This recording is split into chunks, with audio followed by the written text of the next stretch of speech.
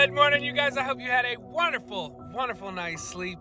I gotta make this quick because I gotta get into work. I'm running late this morning, but I still gotta bring you your word. Today's word of the day is coming out of Luke chapter 18, verse 1 through 14. This one's a long one, so bear with me. It is about prayer. The power of prayer, baby. Let's go. It says, then Jesus told his disciples a parable to show them that they should always pray and not give up. He said, in a certain town, there was a judge who neither feared God nor cared what people thought. And there was a widow in that town who kept coming to him with the plea, grant me justice against my adversary. For some time he refused, but finally he said to himself, even though I don't fear God or care what people think, yet because this widow keeps bothering me, I will see that she gets justice, so that she won't eventually come and attack me. And the Lord said, listen to what the unjust judge says, and will not God bring about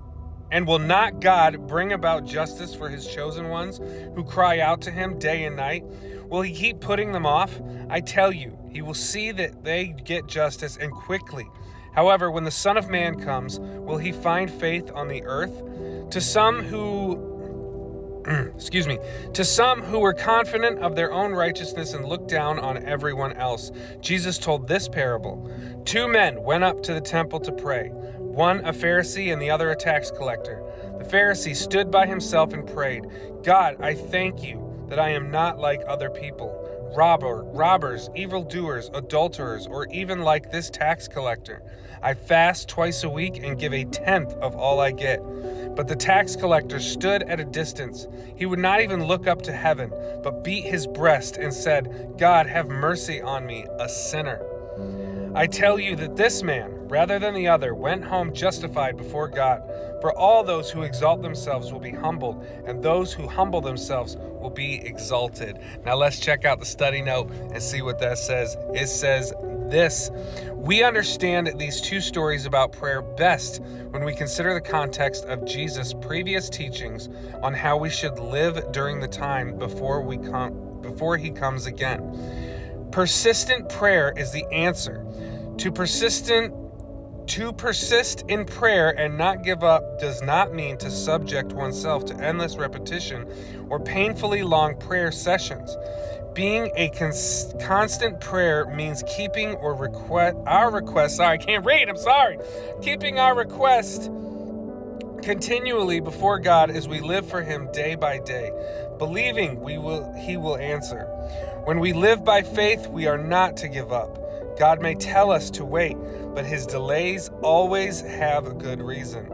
As we persist in prayer, we grow in character, faith, and hope. Now look, I have had many people reaching out to me lately asking for advice and things of that nature on certain specific topics that we will be discussing further down the road. But right now, the most important thing that you can always do, and the most important thing that I am always going to tell you to do, is to go to God in prayer. Go to God in prayer and seek his guidance through his word. What I say means nothing. What God says means everything. You guys, I hope and I pray that this word spoke to you today. I pray that the Lord is speaking to you in your heart through his word. Today is a beautiful, wonderful, blessed day that God has created. You have opened your eyes and it is amazing. Don't worry about the small things going on in your life. Don't worry about the craziness in your life, because God has got it handled. You guys, I love y'all. I hope you have an amazing day. God bless, and go in peace.